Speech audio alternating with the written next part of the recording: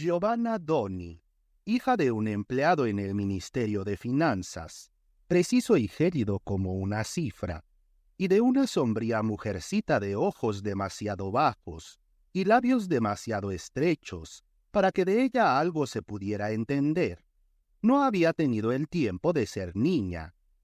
Se había dado en matrimonio a los 16 años. Apenas salió del colegio, a un buen señor de barba negra y mirada indulgente que, durante el brevísimo tiempo del noviazgo, la llamaba señorita, le llevaba bolsas de caramelos y adoptaba, hablando, el aire de dulce compasión que se tiene hacia los bellos niños un poco estúpidos. No había tenido el tiempo de ser, conscientemente, Giovanna Doni. Se había convertido en Giovanna Marsi, con la sonriente irresponsabilidad de alguien que se siente tomar de la mano y conducir de una habitación a otra. Pero entre Giovanna Doni y Giovanna Marsi no hubo gran diferencia, excepto por ciertas horas de la noche, pesadas como pesadillas, torturadoras como suplicios, llenas de gestos oscuros que ella por obediencia realizaba y dejaba realizar, tratando de no sentir, de no pensar, de no llorar. Y después, dormirle era morir. Pero con la mañana todo era olvidado. Un mal sueño, el señor de barba negra, un buen diablillo en verdad, se iba por su cuenta a concluir excelentes negocios, que engrosaban los bolsillos de excelentes dineros, y no volvía sino a la hora del almuerzo. Uno tras otro, le nacieron 4 hijitos. Tuvo partos rápidos y muy fáciles, gracias a su sana juventud, de manera que no conoció el espasmo verdadero de la maternidad, tanto más gozoso cuanto más hecho de laceración carnal. Y no se le permitió, imagínense, todavía una niñita ella, amamantar a sus pequeños, de manera que el placer más penetrante que pueda satisfacer a una mujer le quedó desconocido. Cuando, a los 30 años, ella aparecía entre los 4 robustos chiquillos, de los cuales el mayor ya estudiaba a Catulo y Virgilio en el 4º año de bachillerato, tan pura era su línea, virginal su rostro, ignorante de la vida su mirada, que realmente no parecía haberlos hecho ella. «¿Yo soy su madre?», se decía de vez en cuando. A su casa le faltaba, como a ella, algo. No se sabía qué. Quizás los muebles eran demasiado ordenados, los suelos demasiado lustrosos, tensos y rígidos en exceso. Quizás las cortinas en las ventanas, las mantas en las camas, las fundas en los sillones. Única habitación viviente, el amplio estudio donde los chicos tenían el deber de escribir los deberes y el permiso de hacer ruido. Libros ninguno, excepto los textos escolares y las novelas de Salgari y Motta. Algún manual religioso en la mesita de noche de Giovanna.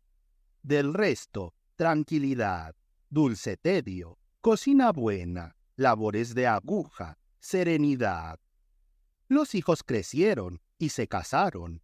Poco a poco, casi sin darse cuenta, Giovanna Marsi se convirtió en suegra y abuela, con todo el hermoso cabello aún moreno, con todos los bellos dientes aún blancos, con esos ojos interrogativos de quinceañera. Viuda también se convirtió. El buen señor de barba ahora entrecana y la mirada cada vez más indulgente había pensado en irse, una noche, en silencio, con discreción, como había venido. Quedándose libre, dejó el gran apartamento y se retiró a unas pocas habitaciones en un 4º piso. Rechazando las ofertas de sus hijos, con ninguno de ellos quiso convivir. Puso en las nuevas ventanas nuevas cortinas de encaje de red, su trabajo de monacal paciencia, y otras cortinas de encaje de red continuaron floreciendo de sus manos, para las ventanas de las habitaciones, donde los 4 jóvenes habían hecho su nido. Rara vez ella iba a verlos, a menudo venían a verla, y se sentaban frente a ella como niños, para contarle 1000 cosas, para contarle todo. Luca, el primogénito, sus disgustos en el trabajo. Tenía un jefe que le hacía la guerra. Y sus disgustos familiares. Tenía una esposa huesuda y amarillenta, que sufría de atonía gástrica, y tomaba todo a malas. Rodolfo, las maravillas de su niño, un niño prodigio de pura sangre, que aún no sabía leer, pero emborronaba con carboncillo todas las hojas, las puertas, las paredes de la casa. Ezio, su propio malcontento resentido del presente, y los planes de futuro, que cambiaban cada día. Y eso, para ellos, era todo, es decir, todo lo que podían decirle a mamá. Mariuccia, la última, la bien amada, carita caprichosa, movimientos de cabrita, perfume de Ubigán. Habría, sí, querido confiarle algunas misteriosas complicaciones de su vida conyugal. Pero, ¿cómo se puede tener ciertas conversaciones con una mami así, que tiene los ojos extáticos de una alumna? Infinitamente la amaban, quizás también por la inocencia de esos ojos. Ninguno de ellos se habría atrevido a contar delante de ella una historia picante, pronunciar una palabra menos que correcta, aludir a un escándalo. Era la mamá ideal, para poner en el altar, con la lámpara a sus pies, día y noche encendida, para sostener en los brazos, en gloria, como una niña. Las palabras salían de su boca lentas y claras como aceite. Poco había estudiado, ese poco lo había olvidado, ni parecía haber experimentado la vida. Y sin embargo, derecho y lúcido era siempre su consejo, con la suculencia de la miel en el panal. Arrugas finas en la superficie de la piel habían compuesto su rostro según una nueva armonía de belleza, más expresiva, aunque igualmente serena. Iba a misa todos los domingos. Pertenecía al consejo de un instituto de beneficencia para niños abandonados. Se encaminaba así, con el monótono paso que desde la primera juventud no había cambiado de ritmo, hacia los 60 años. Y entonces enfermó.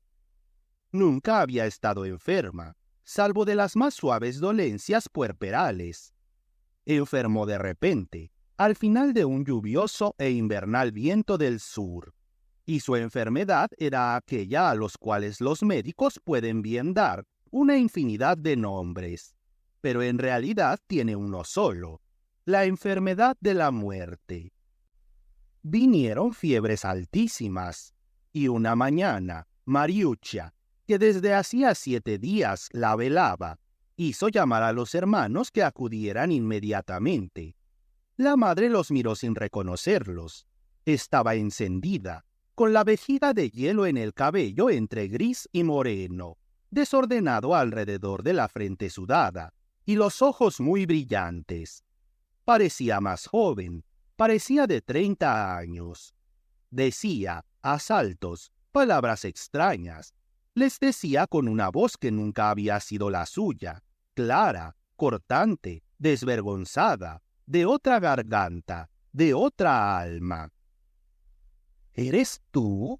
Ven, ven entonces, hace calor, me quema, te he esperado tanto. Ven, amor mío, un beso, tantos besos, me ahogo. Aunque alguna palabra quedaba truncada entre los dientes, eran clarísimas. Nadie hizo ademán de haber oído. Los 4 rostros de la misma sangre se cubrieron, sin embargo, del mismo color ceniza. La doncella de mediana edad, de aspecto monacal, que iba y venía por la habitación con la cautelosa ligereza de un gato, susurraba con una voz apenas audible: «No deben preocuparse, no se preocupen, es delirio, pobrecita, con el hielo se calmará». Desde la cama, la voz extraña continuaba, entre interrupciones de silencio negras y abiertas como abismos, desgranando el siniestro rosario del amor. Palabras de carne, surgidas de la más cálida y celosa intimidad uterina, risas guturales, más voluptuosas que las palabras, gestos descompuestos de amorío, demasiado dignos de compasión para parecer obscenos, violaban la penumbra, la atormentaban con relámpagos y estremecimientos. Luca no pudo soportarlo. Salió, se apoyó en el pasillo, justo al marco de la puerta de la cocina. Habría deseado ser sordo y ciego. Su esposa entraba en ese momento, agitada, más amarilla que nunca. Pero él la envolvió, la empujó hacia las escaleras, perdiendo la razón. No, no se puede. Si te digo que no se puede entrar con mamá, por ahora. Te explicaré más tarde. Ve a casa, ve a casa, ve a casa, por favor. Mariucha, de rodillas junto a la enferma, con una carita encogida, demacrada, toda ojos y convulsión de llanto contenido, intentaba en vano hacerse entender por la ausente. Mamá, mamá bella, mírame, soy tu Mariucha. Dime una palabra, una sola, para mí, para tu pequeña. A última hora de la tarde, el médico regresó. Era un hombre seco y enérgico, seguro de sí mismo. Examinó, escuchó largo rato, impasible, a la enferma delirante. Le administró una inyección de aceite de alcanfor. Ante las caras, contraídas por el dolor y la vergüenza, que lo rodeaban interrogándolo en silencio, declaró rápidamente: delirio erótico, algo muy triste. Entiendo. No se apenen, no hay remedio. Mejor no escuchar. Puedo enviar una enfermera, si la desean, mañana. Con una llamada telefónica será suficiente. Mientras tanto, hielo. Los hijos de Giovanna Marsi sabían su deber, y no quisieron enfermeras. Durante 2 días y 2 noches, turnándose, casi sin alimentarse, custodiaron celosos el delirio de aquella extraña que era su madre. Ella mantenía los ojos cerrados durante las largas intermitencias del delirio, y entonces parecía ya muerta. Cuando los abría de nuevo, era solo para fijarlos en fantasmas visibles solo para ella, y el cuerpo volvía a agitarse, las manos a vagar, tristes, intentando caricias imposibles, los labios a eructar turbias frases graves de dolor, rayadas de sangre. Cuando entró en el estado de postración previsto por el médico, apagada la expresión del rostro, compuesto el cuerpo, la boca solo viva por un dulce ronquido, una sensación de inmenso alivio suavizó los rostros de los vigilantes, terrosos por el esfuerzo. La puerta de la habitación se abrió a los parientes y familiares. Entró el sacerdote, con los sacramentos. Entró, más tarde, la suprema tranquilidad, con el último suspiro. Antes de apagarse, por un milagro, Giovanna Marsi pudo recuperar el conocimiento y reconocer a sus hijos. Su muerte fue sonriente. Su rostro, en paz, volvió a ser el rostro de Giovanna Donni, jovencita de 16 años, casada sin saber de amor. «Muerta como una santa», murmuró a Luca una vieja amiga compungida, con gesto conmovido. «Como una santa», hizo eco el hombre, calmado, en fe, mirando a la madre que, rígida en la cama con un crucifijo entre las manos, ya no hablaría más. Nunca entre los 4 hermanos se mencionó el delirio de Giovanna en el futuro. Por supuesto, en el corazón, no quisieron que eso fuera así, y solo de esta manera, el corazón filial encontró descanso.